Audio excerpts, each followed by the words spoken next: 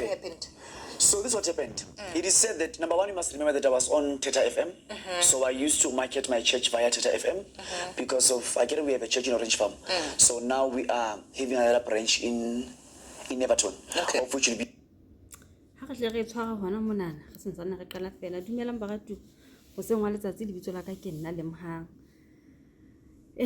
Mokholo hoti o bua taba monana e malebana le Phofedi. Jwale wa qala wa itlhalosa he ena hore na o fihla mona mo ile hore o la trenda mabapi le tabena ya Phofedi hore somehow somewhere o protecta Phofedi or something. Jwale o qala a re o ne a marketa kereke ya hae Teta FM ka mantswe a mang o ne a advertiser a bapatsa Teta FM. Batho ba ntate modimo ha le ka hopola hantle ha re bua ka kereke o utlwisiswa re bua ka sebaka seo ho operate modimo ka sebele ho sona. So ho ya ka nna ke le lemo ha nkutlwisiso ya ka e neang hore ha ke a tlameha le hore ke nne ke re ke lo marketa, ha ke a tlameha le hore ke nne ke re ke lo marketa ha ke butse kereke mono haeba ke utlwisisa hore ke bula kereke. Bana ba ntate modimo ba tla itlisa ka ho rata hwa bona, e seng be ke lo ipolela mane di radiong hore kerekeng ya ka o sebetsahala tjena o sebetsa le tjena. No man e ya hampe ho ya ka kutlwisiso ya ka. Bana ba modimo ba tla hulwa ke moya o halalelang ho ya tulo le sebakeng seo.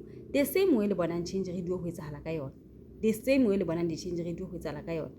Ha ona motho o ka thungo maketa di change radio mona hayo, le ha ile mona o tla utlwa le ra ke fana ka dinomoro ko bana ke be ke marketa. No, ho marketa ko ho bea sebaka ka botleng jo ka di change radio station sa teng se setle se tjena ntate mokoto ha o manye batho ha ba etseng o latuwa ka koloi o khutliswa ka koloi o fuwa lunch neng le a tswa le a kae dijong di restauranteng ka morao mono modimo o tla go hlonolofatsa o tla fumana dikatleho tsa hao eng ke ha o marketa ha o jwalo. Empa ha o re ho batho haeba o tlo batla ho fana ka leeto la hao le bang bana ba modimo hona le ntho ba ka ithutang ka lona, ke ho bolela hore na tulo le sebakeng sane ho etsahala jwang kapo ho bua kang. Ene hona mo ha o entse jwalo ha ona ntho ka qetellang o tshepisa batho hore ba tla ifumana ha ba entse jwalo. Ha iyo motho yena ka boyena ha sa khutla sebakeng seno ko hona a ka bua hona ka morao ke mono ke bue mabaka ka ho ile wa etsahala jwang. Mabaka hae motho ha bua ke go ntsha dinnete tsa hae tsa ditsebang o imulla yena ya hore be sebaka se o buang ka modimo sona se amma ke tu ntle le haeba he ona bua ka bona le ka ho ihlalosa ka tsela e nngwe yaba o e bea jwalo kapo nna he ke be ke utlwisisa ka tsela e nngwe. Comment section mona le ka recently opened on the 6th of April. So we'll talk about that later on. Okay. Now, it was said that Dr. Phofedi raped a 14-year-old girl. How old is he? He's 34 years of age. So there is 20 years difference between What a shame. the difference. So fine, raping a 14-year-old, raping a 25-year-old. At least they can say that they were dating or they are having some kind of relationship. Well, not raping, but 14, being in a relationship. It's something else. It's different. Okay, fine.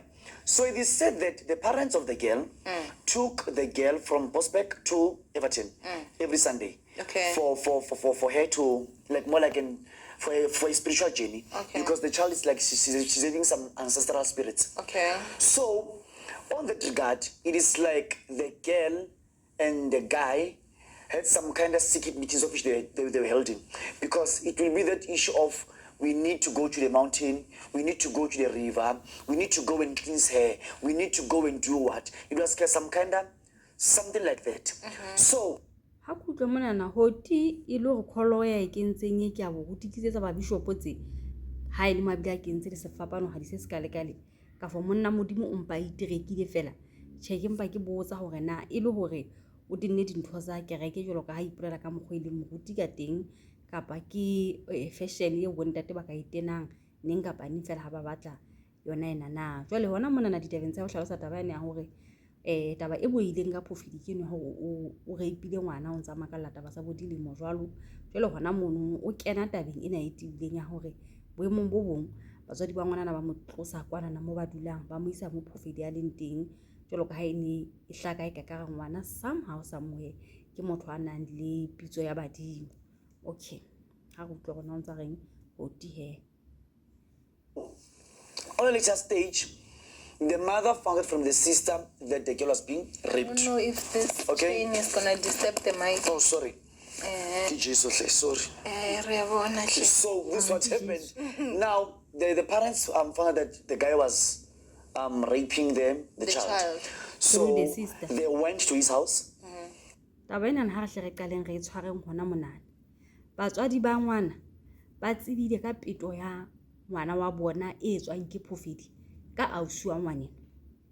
Taba ena ke tena ke re re hatelleng hobane ke bone Facebook comment section hona le moo hona le motho a commentileng a reng ke bo madimabe hobane hona jwale tjenana Phofedi taba e se shabane le yena empa ana ratana le ngwana enwa batswadi ba ngwana enwa ba ne ba tseba. Jwale ke rata hona jwale tle re nyallanye dintho tse pedi tsena. Hoti o re ha o tla tsebisahala go ngwana enwa o ntse re ipua ke ka lebaka la ausi wa ngwana enwa ileng a reporta go batswadi. Facebook comment sectioneng ha taba ena Phofedi ntse trenda motho wa commenta o re Phofedi o bo madimabe hobane jwale hona jwale o sa hla a bitile ngwana enwa empa ba ne ntse ba ratana. Na ka lehlakore le le motho e mong kapa hanka ka re nna ke le lemohang batswadi ba ne ba bula case ke hobane ba lata Phofedi ba sena choice ka lebaka la hobane ausi wa ngwana ona sa hlokometse and bona ba ne ba tseba se etsahalang. Batswadi ba ngwana ba ne ba tseba se etsahalang ba tine ba beha tabena public hobane ausi wa ngwana ile yena a ihlokometseng ke ha ba tla qalella ba e latela ene Phofedi ho inehela sepoleseng wa hae a phuthulile ka tsela tse tsohle tseo a entseng dintho ka teng. Vele ona tlameha hobane ngwana o tla se hodileng mohlomong ha na le hodimonyana dilemong ona ka nna ba le boikarabello hore empa batswadi re ne re dumellana le bona le bona jwang taba e ka lehlakore le bana ba ntate Modimo. Okay, re mametse he hoti re mametse. Then he confessed. Yes, he confessed via an audio. They were recording him. I know the voice. I know the guy. I've been in his house. He's a person of which I know. So he confessed that yes, none one now reigns and twee. Now, after he said all those kind of things, he handed himself over to the police. So the way it is seen, it is pretty much seen in a way that he was not beating the child or assaulting the child. He was raping her on many occasions, but without using any physical hand on him or anything. So it's something like that. Now he's 34 years of age. The girl is 14 years of age. Then he's claiming that he thought the girl was 19 of age. So that's how it is. Phofedi o nahana hore ngwana o le mo di 19 hobane nka lebaka la mmele wa hae jwale ha le modikalo o la utlwa tlameha ho nka monyetla ho yena. But potso wa tseba baratuwa ba ka mo ile ngwana teng ho tloha ho nna ke ha rena ngwana eo ho tloha ntho e jwalo e qala ho etsahala ho yena hobane nga sa ka bolela ngwana eo ha ntho e qala ho etsahala ho yena hobane nga sa ka tloha a boletse ho tloha qalong ha ise mohlomong ne ntse le agreement kapa ola bolella batswadi ba qetelletse ba re a thole ha ke utlwisisi hobane ya ke re la utlwana ho tureng ha o bona ha le hona le tlhekefetso eo a entse ho ngwana enwa ntle le go fela o mo robetse ha o bona ha le ka karabane ba lwana o mongwe wa pile o entseng o ke ba wa etsa thobalano le motho ha ke nahane ke ntwe ka gona halang eno ha re bua ka thobalano o bua ka ntwe serious ya go le bana ba ntate Modimo o ke ba wa etsa le thobalano le motho ha moholo ho wena ka lokalo ya ba ha ona action o e etsang tla sa maemo afe kapa afe ao batho ba o phelang le bona ba ka ketellang ba hlokometse hore no hona le ntho e gong ka ngwaneo ya ga ha fihla ha ya fihla ntsa tshwana le mehleng ha ona le thulile na belaetsa le batswadi ba ileng ba le bona ho yena ha e ba ratuwa ha re kerekeneng tabeng ena na hantle ka o teba ha ile mona ditaba tsa mofuta o tsena di sentse dihla hore na ntho re ka e nahana hore e etsa mona ha ile hantle kahle ke eng ene hona le ditaba tsa bohlokwa haholo tse le hore Hoti di buile mona empa le tla ikutlwela tsona ha video entse ya pele re mametse Hoti. Okay, pele re fetela ho Hoti potso ya ka ke a hore na ausi wa ngwana ke eng a ileng a e hlokomela eo batswadi bona ba neng ba sa e hlokomele gore ke batla re tle tabeng ena ya hore na batswadi bana ba sa hlokomele ngwane hore ona le bothata ba ho betwa jwang ba phela le yena ho ile ba ho hlokomela ausi wa hae ka go ke batswadi ba bakae ba dilemong ba se ba tsofetse o fihletse boemo boo nna la tsena batho ba baholo dilemong ebile ke bona ba sensitive ya ka kang ba kgonang go hlokomela maemo a jwalo ka pelenyana ka kang ngwane o na dula kae le mang ha go tla hlokomela ausi batswadi bona ba ba hlokomele hai taba ena ile kana wa ke hlaki ile kana ke hlaki hantle gona go etsaetse jwang mona ha ile hantle go sebetsa etse jwang hape a bele sebete se o Phofedi ya nang le sona. I met the guy last year around I think May, April. After we met, as a man of God, my wish was to see how does he operate. As much as he came to mind to see how does mine operate. I went to his church. When I was there, you won't believe they were about, I think, 3 to 4 girls, age 15, 16, 17. They were all over him. You know, those girls had no respect, like for me. I was here, he was sitting there. Then as we were sitting like this, so now the law of which I was given when I was entering the pastorhood, chain and all that, it was said you must always keep distance from Banaba Kereke, so that you can always be on the safe side. Because should anything it is not about you, it's about the whole church, the image of the church. So I was so terrified and amazed or shocked the way things were happening there. Get my point. So for me to get the story of him being on this rape issue, young man of 14 years, being truthfully, it was not a shock. It is something of which I least expected. Like being truthful, sincerely and honest truth. So people thought maybe Hoti is standing for a rapist. I'm not, and I won. Batswadi ke kopa re kgalemeleng bana ba rone hle. Batswadi re ke re kgalemeleng bana ba rone. Bana ba sebete se se kale sa go be tla ba le all over. Ba bitsa moruti go atle ba tlotla ba bua ene ntate moruti bana ba senang ditlhong bana na hantle go etsala jwang ka bona batswadi re emeng ka maoto re kgalemeleng bana ha re ke re tsebeng gore na bana ba gone ba go kae go etsala jwang ka bona ka dinako tse itseng ha holo bana ba bananyana no e ya swabisa ntho ne re utlwa hona jwale ka bana ba gone batho ba ne ba etsa go moruti ha bana le ditlhong ba etsala ha ba itiba le teng e ka re bana ba suthumetswang ke moya o mongwe itseng ha ke ntse ke hola re ne re tla utlwa ha e bua tabetse ha ene ba etsa re no tla thwe ke bana ba mabalane ba itshwereng jwalo go setse go phela ke telong ya letsatsi ke batho ba nama le madi ba tshwana le rona ba le kana go ba khale ngwelwe ba tloele go ietsa ntho eno ke ntho tse tlontlollang moruti ke ntho ene e hlomphe ya hampe bo khale kwanana go e leng gore bana ba ka nna ba molosa jwalo ba mo bitsetsa makunutung ka go fapakana go bona njalo ba lo buang le ene moruti le na go bona hala le comfortable do bane ke mona ona sa re nix ha ka tapotso go re na no man batswadi ba bona ba ne ba le kae ba ne ba ya mo ka sebopeo se feng maemo a bona go moruti ke a fe mo ile gore ene ka ba bananyana ba bane ka ofela ka fo ba itse ba ha ba le jwalo ke stoko sa moruti. He was now having so much power in Val. The power he had here in Val, there is no one who has been so influential in Val more than that guy. Ever since Val has been Val. We have your Pastor Zondo, of which is in Val in Everton, but Zondo was influential during those times, especially for an apostolic church. You know, apostolic group. So he was so powerful in it that you maybe have 500 people of which will be coming in, and you know that an apostolic church can have just 20 people, 15 people, 5 people you get 5 or 4 or 3. It is like so he had so much power in the apostolic church. So now I think by that thing gave him power, made him feel so untouchable, made him feel as if he's more like a demigod. You get my point? So and happy there are some other things of which I do not understand. Like in Iyooo, it was said they went to Durban with the mother of the child, looking for bones at the river. While he was not using bones, it is something of which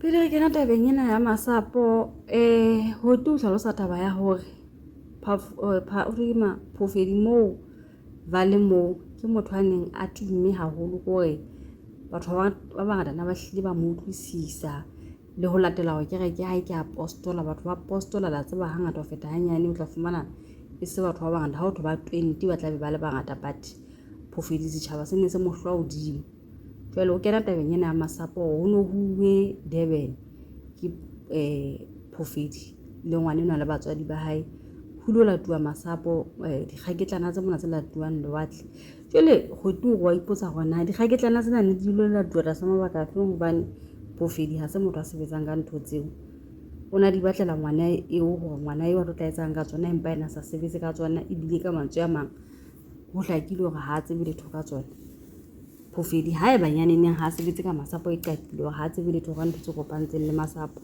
jwale ho tuma ke tsona ho no huwa mono ho batluwa eng ho etsala jwang okay hoti bona re mametse Then when they were there looking for bones at the river, this is what happened. They were looking for bones at the river, busy looking for bones at the river. Then it happened that the mother or the child and the bishop, they went to the hotel. While the mother was there picking up shells, like shells. So as they're picking up shells, how can you stay at the back? So the person who came with to pick up the shells from the reef, from the sea, hasa liyomo when I said to one topa. I don't know if I could drink one kidding. Like you were night you. Yes, no, I get it. With my child. With your child. You. Now I'm taking your child. My child with you, I go and I'm left behind. You are left behind picking the shells. Of which belong to the child. Now I'm living with the child, going to the hotel. So this is kannete yona ya makatsa hore na ha e ba ke lo thwana kana le dikgaketlana lewatle bakeng sa ngwana ka ya thwasang moruti o sa tsamaya le ngwana ka ba ya hoteleng o lo etsa hoteleng moruti le ngwana jwale ba nsia monna ke ntse ke thwana kana le dikgaketlana ha e sebe ke a hlanya ha ke utlwisise hore na e kgonahala jwang taba ya mofuta ono jwalo ke mokgona ke tshweng ke re boemong bo bong e ka re jwale batswadi ba tenne ba bula case hobane ausi wa ngwana e le yena boneng bothata bo ho ngwana bo ha di etse sense ditaba tse tsalang kapo tse etsang kapo tse buehang kapo go bana ba njele ho thwe baruti ba loya batho so ha inze matabeng ha go twa go wa mena o reng ha tleisa di tlola ha di matabeng the thing there and this is one of those I don't know how to say it, but I will never say people should not go to church. I will not say people should not take their children to church. Unfortunately, people have this tendency of looking at pastors, preachers, church leaders, spiritual leaders as mini or semi-gods. Yeah. In their eyes, these people can do no wrong. Do you understand what I'm saying? So, if you are a mother that needs help, and you see, okay, this is the person that now I'm believing is going to help my child. That is why when a pastor is going to say, I want your child to sleep over at my house, we'll be doing an all-night prayer. These mothers, these fathers will not question because they are automatically mentally trained to believe this is a spiritual leader. This person can do no harm. And remember, as you're describing this person that he had over 500 people, it means he has a lot of influence. Not only just influence, he had a lot of trust from people. Do you understand? So even you sitting here and looking at it, I'm sure maybe he's gifted, because you can be a sinner and still be gifted. You understand? Maybe praise for people get healed. A mother that is looking for healing for her child, she will do anything. And listen to anything again. She will do anything. And of course, this is a spiritual healer, a church leader. She believes truly that this man, there's nothing that he can do. Maybe I'm picking the shells. He's going there. He's busy preparing for whatever Tyler is going to need these shells that I'm picking. He can't think, oh, I'm here picking and Muruti is busy sleeping with my child in the hotel. And you know the way things are. You know now the way it seems like. Wa me ke a utlwa taba o e buang fela go latela hore na nnete re se re itse ba ha kae ka taba ya baruti batho ba buang puo ya Sesotho jelo ka batho bao ba bile ba phela hona vale mo change radio e leng hona teng ke utlwa ke sa utlwisise ha ke kgahlanong le boemo bo hlaetseng gore ha ke kgahlanong le taba ya ngwana hore mohlomong mo etsa iletse ka bomo fela ke bona bohlaswa matsohong a batswadi matsoho a bona a dutlile haholo re tla case nya ngwane no bane jwale boemong bo bong ba tseba ntho ngwe le ngwe na baruti ke batho ba itshwereng jwang baruti ba etsa ditso tsa mofuta ofeng bona ba ile be se ba free ba phuthulwa ho fihlelletse boemo bo jwang ha ke utlwisisi ha ke dapotso ka mo ile hona teng ke a bona ngwane enwa na peto ya pedi ha e etsahala ya ba batswadi ba hlokomele letho ho tla hlokomela ho suwa hae o na bona ho suwa hae a tla hlokomela ngwana ntsa beto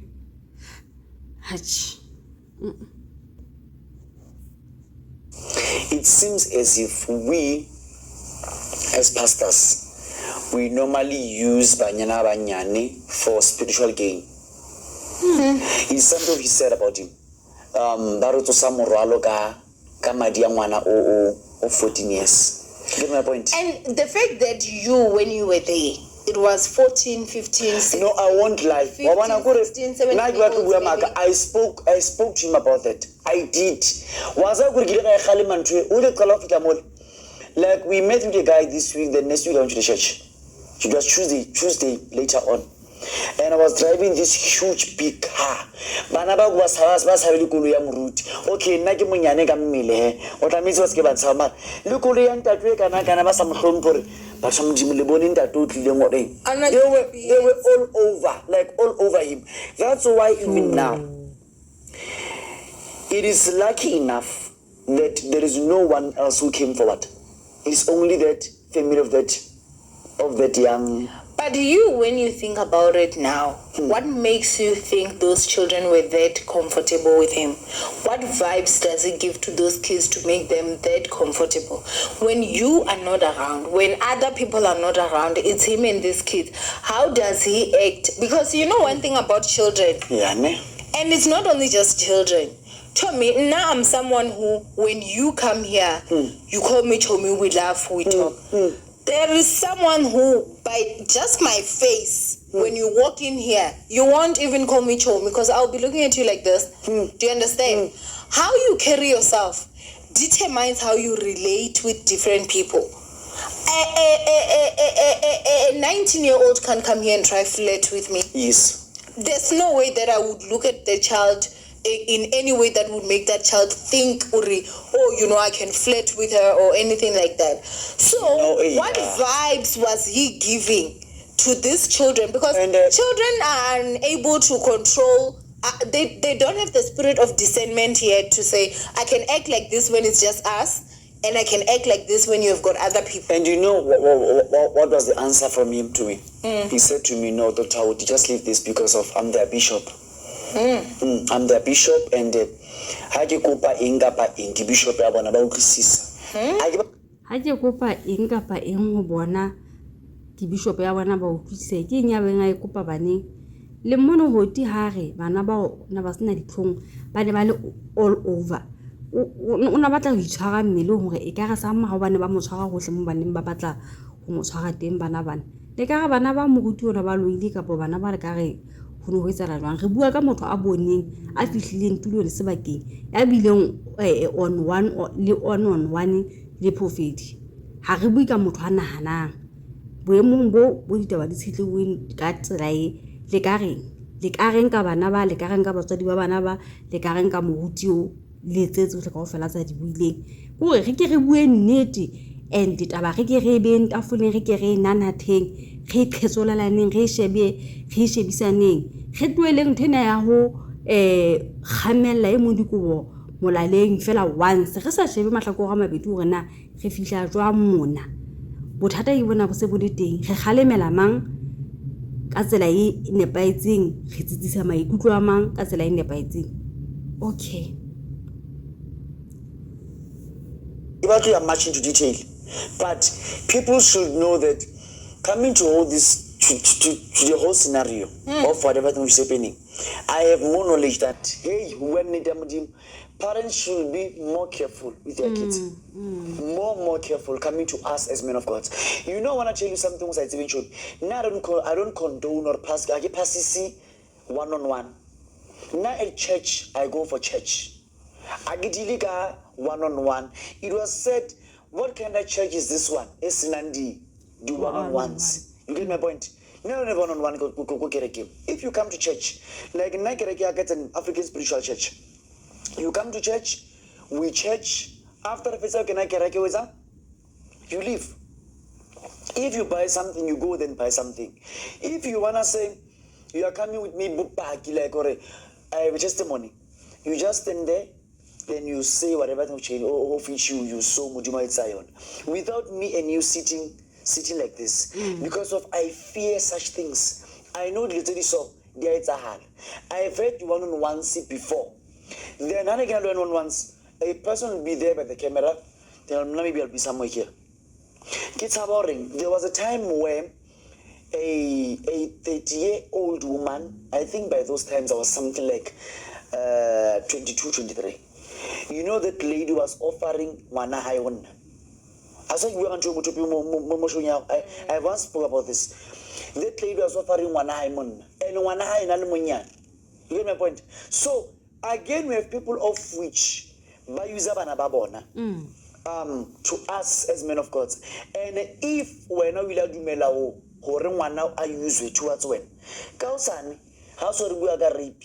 You can never be saying why will I say it's different. We're not repealing one. So even such things, Baruti, my prophet, they must be really aware of such things. Ke rata ka tsela eo wa ipetelletseng ka teng. O bua le baetapele ba taba tsa semoya ba profeta ba ruti ding kaofela hore ba be hlokolosi haholo. O etsa mohlala ka yena hore hona le mme a ileng a tlisa a tla moo ka ngwana hae. E ne le motho a bonahalang a tla le bothateng. Batho bana ha ba batla ho eka bahlanka ba modimo, ba tla ile batho ba bontshang ba le mathateng. O tla ba phuthulohelela e le hore ba tle ba kgone hore ba phuthulohe le bona, ba kgone ho bua le tle le tataisane tsela ena hantle, ba kgone hore ba fumane pholo ka ba fumane tlhabollo dikelellong tsa bona mabapi le bothata bo ba buang ka bona. Batho bana ha o ba tsebe, ha o tsebe morero wa bona ka wena pele ba tla ho wena. Boemong bo bong ke bona bo buang ka bona. Mme fela ba fihla a nehelana ka ngwana hae. Ke hore mosadi moholo fela a dinama di tjhakelaneng. A ba fihla a promota bofebe ka tsela eno e jwalo. Ngwana hae e be se sebediswa. Qetellong ya letsatsi ne sa tla ha dintho di etsahala ka tsela eo e bang ha lebella ka teng ebe o tla tshwarisa ho ti bothata. Batho ba itshwere hampe ba tsofetse ka ntle ka mona. Ba itshwere hampe meno a sa fella ka hanong. Ke re ba itshwere hampe ho e re nna ba smile ka ka motho walla bofebe bona bo ba thophotetse dikelello tse. Bofebe bona bo ba thophotetse dikelello tsena ho motho a sitwa le ka ithiba. Spirit of lust, spirit sa bofebe kore le temona. Ine ka batho ba ka kgotse ba kgutla mekgweng e mebe ena hobane le bahlanka ke bana ba bua be ke sa tsebe hore na ke ba modimo kapa ke ba eng fela o ke sala yo ntho ha e butleng ke nnete. Ke ne ke ntse mohlala ka letsatsi le leng ka mona na ka Timothy moyeng mane a bile le bosi ba bang ba tinne diphahlo tsa meteng ya bofelo ba ingange bananyana ile bana mono kere bana ba tla ba se juisa Timothy ene boemong bo bonyara ha Timothy antsa a qeta ho tloa ka Timothy a qeta ho tloa stage qetellong ya mane mene ka watamela batho jwale a khutlela morao mona na mo ba binang le bana ba bang hona teng ke a ile go phamisa matso mono bona motho e ka re o lebelletse ka re Timothy a ka mo fa haka ba bina dipina tse go risa modimo ka nako eno bofebe ka nako eno Timothy ke ntate ana le lelapa la hae ene ke motho a ratang go hangata ho feta ngene o fumane dinepe tsa hae le mosadi hae dipipia ka social media mona la le disa pipia ke motho a nyetseng bofebe bona batho bana bo ba phophotetse dikelello tsena ba se ba tsama ba bo funudisa hohle mona na le dibakeng tse ileng hore ho bua ka modimo hae ine ka batho ba ka khotseya hle fela ke hantle ha ile mona na le ba re sa tsebe hore na ba sebeletsa medingwana efeng ba rara bo hoti ba e bua ba e hlokometse ke mahlabisa ditlhong bana ke dintho tse tswang ke batho ba bomme ha o tlotho motho ha ntate o tla ba fihla a etsa eng ho bua ka batho ba bomme hangata ho feta hanyane ba tla ba fihla bana le mathata ha o se tjena e be le go le on one eno ya boteng a ipona hatsa ka ke motho a kgeang a lebelletse go qetellong ya letsatsi o qetelle o mothitsitse o motshwere ha o ka ta mothetsa mona ba sa fihla imamarela ka wena a o mambarela o sa tsebe na taba tsa mo di eme hona teng ke kae kgathinyane o fihla go kenya boemo ba hore ha o se tjena o tla o tshwanelwa ke kgau ya hore o no mo beta kapa o no mo fereya kapa wena le yena le a ratana batho bana ba batlang ho atamela pela batho bana ba modimo ba tla be ba sokolla setjhaba ba lekana ba hlokomelo ka mokgwa matle haholo ke ba sebeletsi ba satane hangata ho feta hanyane ba tlisitsweng sona spirit se dino seo qetellong ya letsatsi se thuang se qhalang ke le mohang ditso la ka ba ratwa ba ka ha di kgakgatheng comment section ha go tlo rena lona le di jwang taba tsena batho ba bomme ke re itlhompheng re tsofetse ke re hlompheng dinama tsa rona dinama tse tsa rona tse tjhakelaneng tse tsofetseng ha re di hlompheng